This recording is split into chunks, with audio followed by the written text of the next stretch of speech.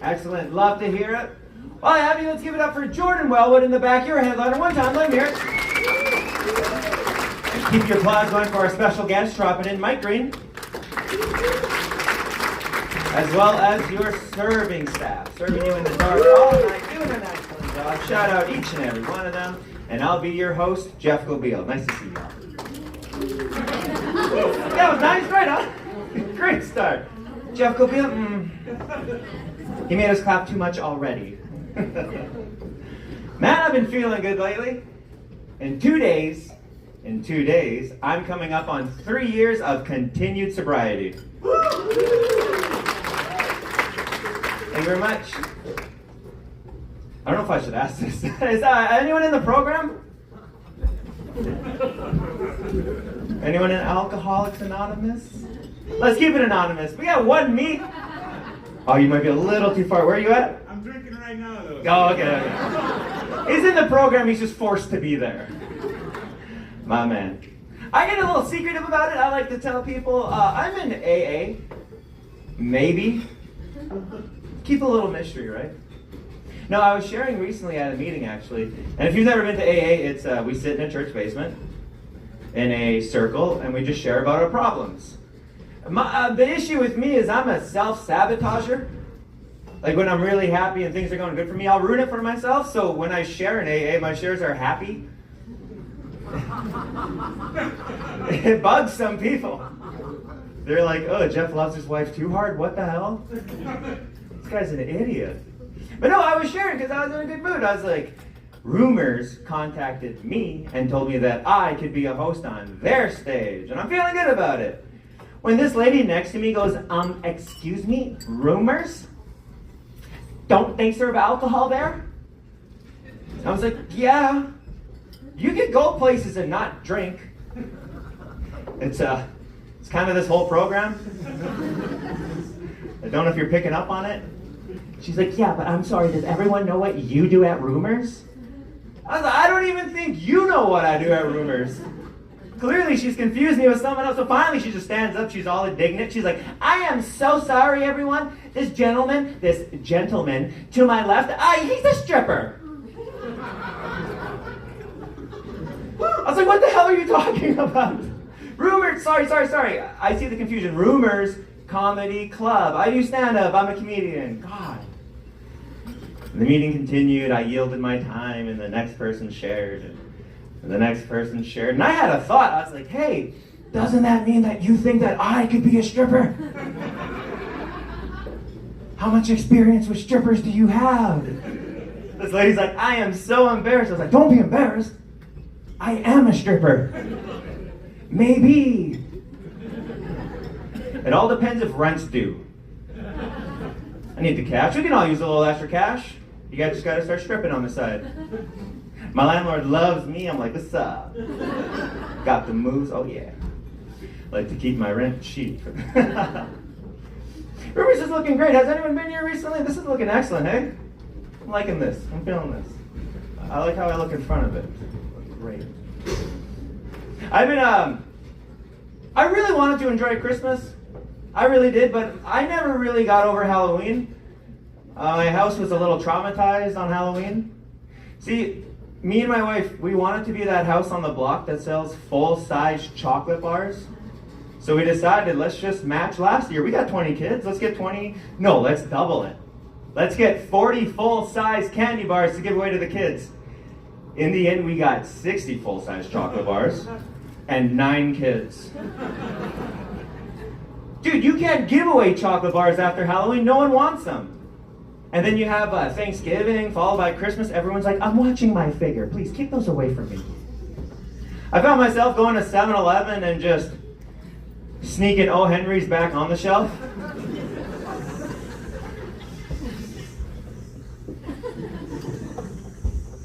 It was like the opposite of my childhood.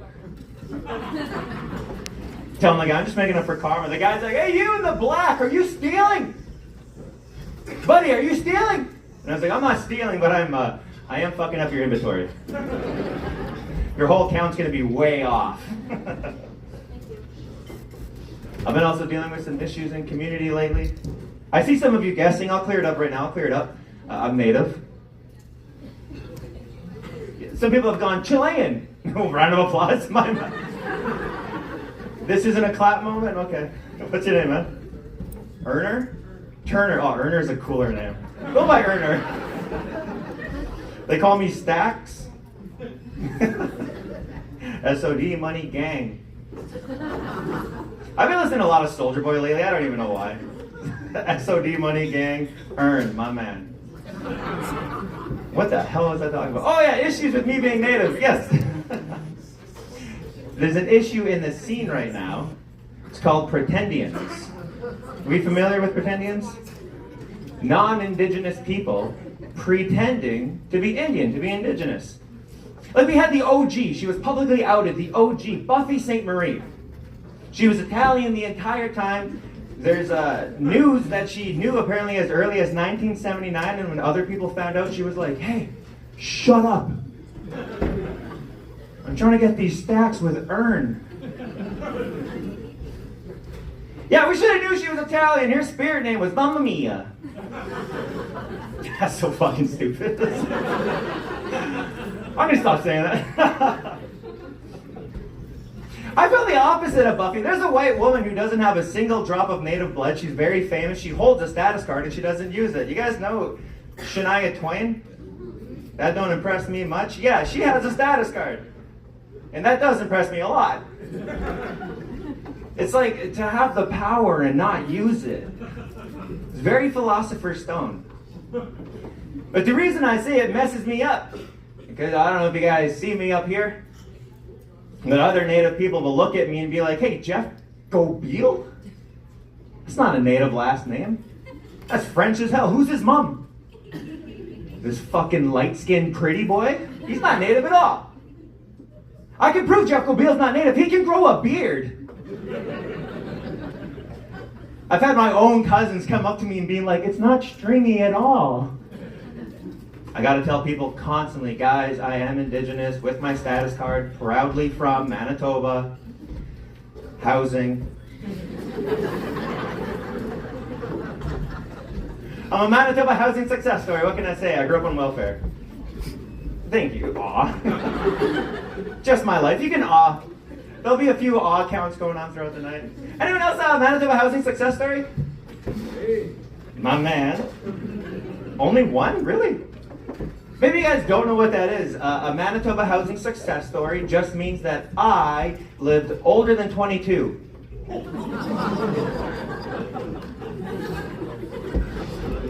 True story. I heard it over here. My friend who grew up in Manitoba housing. True story. I hear when I reach 40, Wob Canoe's gonna hug me. He'll be like, my young Nietzsche, bring it in, bring it in. It'll be over soon. Nephew. Love me, my Uncle Wob. He'll pull out a bottle of Alberta Pure. You guys see that video of Wob Canoe at the liquor commission there? The pop-up liquor commission out in Headingley? Goddamn LC. Of course Wob Canoe shows up to the trailer LC. Like, you ever hear the South End, Bridgewater, go there, take photos there. Goddamn Wob. Because at one point in the video, he pulls out a box, like a box of Twisted Teas. And he's like, look guys, meme culture. I was like, dude, a screenshot and a repost by a non-native, that's just racist. People be like, look how they're photoshopping our people. They're like, no, Wob just did that. He doesn't think a lot of things through, he just kind of does them. That's Uncle though, so be respectful. Be respectful. I say uncle, but I'm trying to work on myself. I'm an uncle. My sister had a couple kids. My other sister also had a couple kids. Just got married, them too. And it's been weird. I'm trying to work on myself. And I guess I was kind of maybe dumping my problems a little too hard on my friends. Because one of my friends just stopped me from talking. He's like, hey man, if your problems are this heavy, like, you got to go talk to a therapist or something. And I was like, I don't know if you see me, but I'm a man. Man. My buddy's like, well, if you're such a man, why don't you go to the gym? I was like, dog, you're a genius. Now, I'm not super familiar with, like, free weights and stuff, And those machines where you gotta lock yourself in and like do all that, they kind of scare me. But I do know the Stairmaster. Stairmaster's nice and easy. You hit that green button and then you're mastering stairs. It's nice. 4 minutes on the Stairmaster and I had an epiphany. Therapy it is. Have you guys been to the gym? What the hell, man? I am no man. The gym has all these threatening signs on the wall. They're like, don't drop the weights. Don't make them heavy. It's not on me, that's you. I thought I could curl 45. Nope, bam. And this one guy, who's a big muscle dummy, way too excited. He ran over. He's like, look, young man, I'm going to put you on game. You're going to do 3 sets. Your third set, that's your fatigue set. That's when we're building muscle. Fatigue set? Dude, I walked here. Man, I came tired. Was I building muscle then? Sure not now. Like my Fitbit registered activity when I was tying my shoe. What does that mean? I don't know. See, you can't even write that. You can only live it. You know what I mean?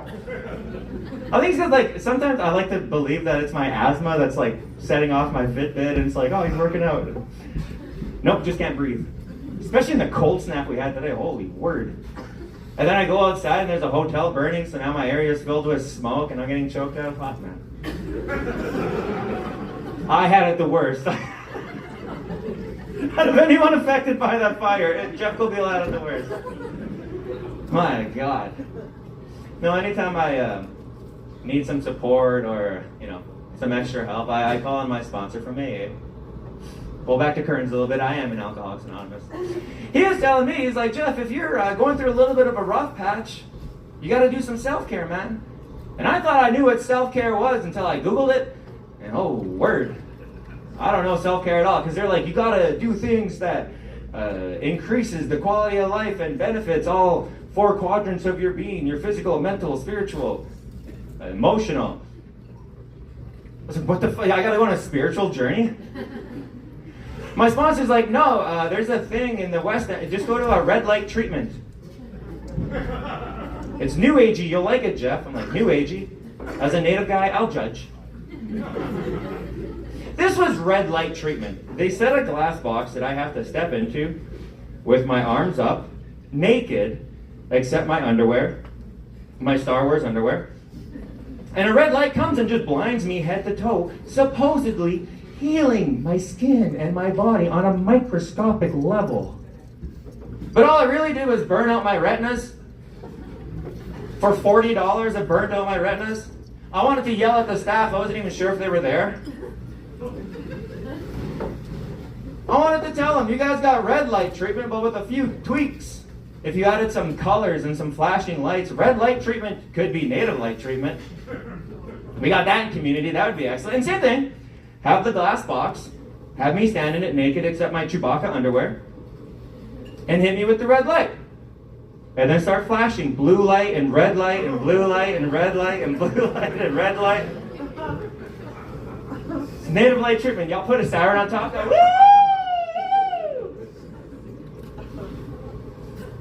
You already got me in the glass box. Based off a true story.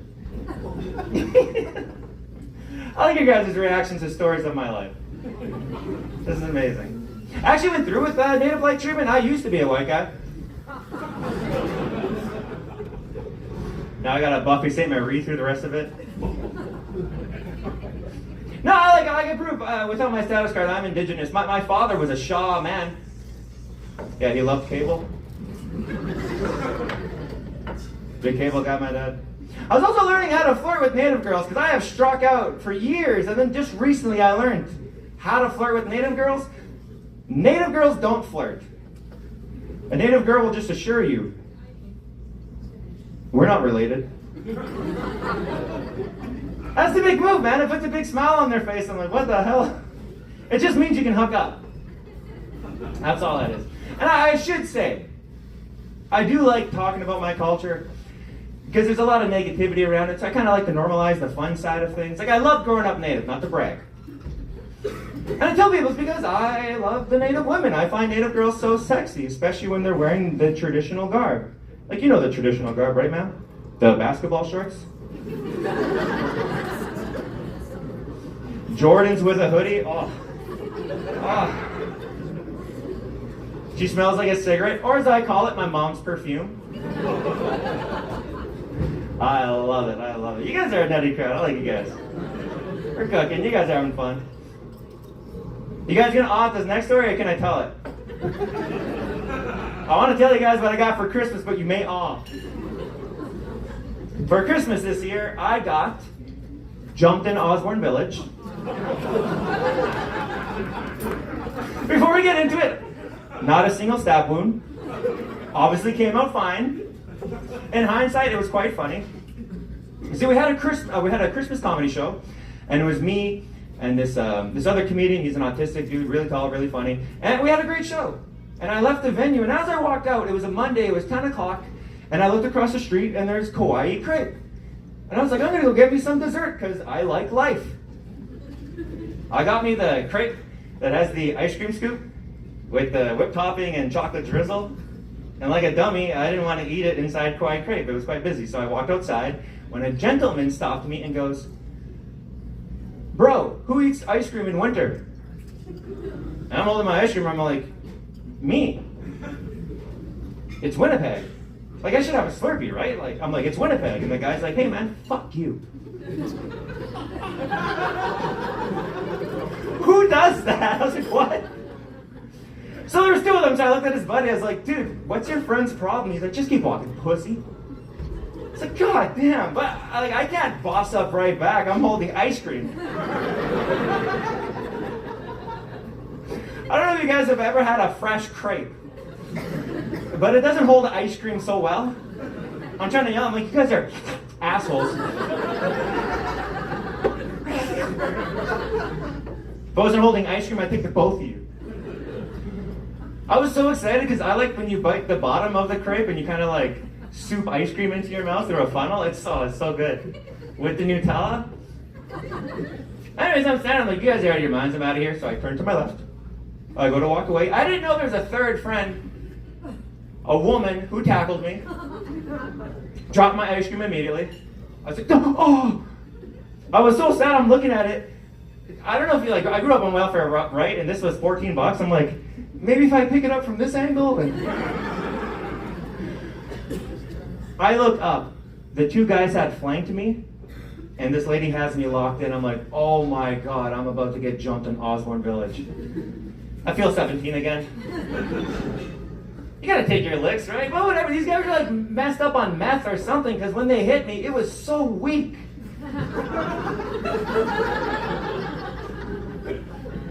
Like, I got young nephews now, it felt like they were hitting me. I'm getting attacked from 3 different sides. I got my back to a brick wall. I'm like, this sucks. And I just kind of skedaddled out of there. No word of a lie, the only exit was there, and I'm like, ha. So I started walking away, and these guys were like, "Yeah, get out of here, go get your boys." And I was like, oh my God, my boys. So I pulled up my phone, and they're like, "Oh, he's going back. Oh, what's up, man? Yeah, go get your boys." I'm like, "My boys, what are you guys talking? I'm 35 years old. First of all, my boys would have to warm up their cars for 5 minutes for this Osborne Village turf war. Like, they got bad backs like me, man. They're gonna take 2 minutes to tie their shoes." I was like, "My boys, I called the cops.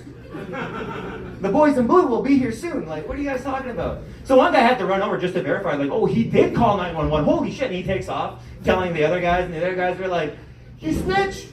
Goddamn coward, didn't want to fight." I was like, fuck you guys, right? Went between 2 cars.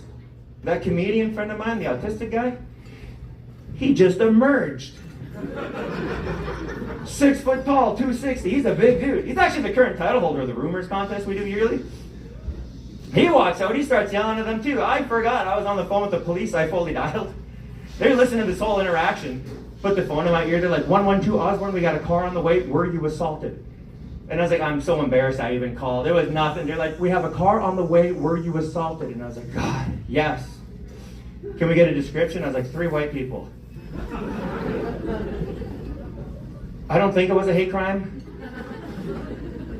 I'm sorry, I can't give a better description than that. When my autistic buddy's like, give me the phone.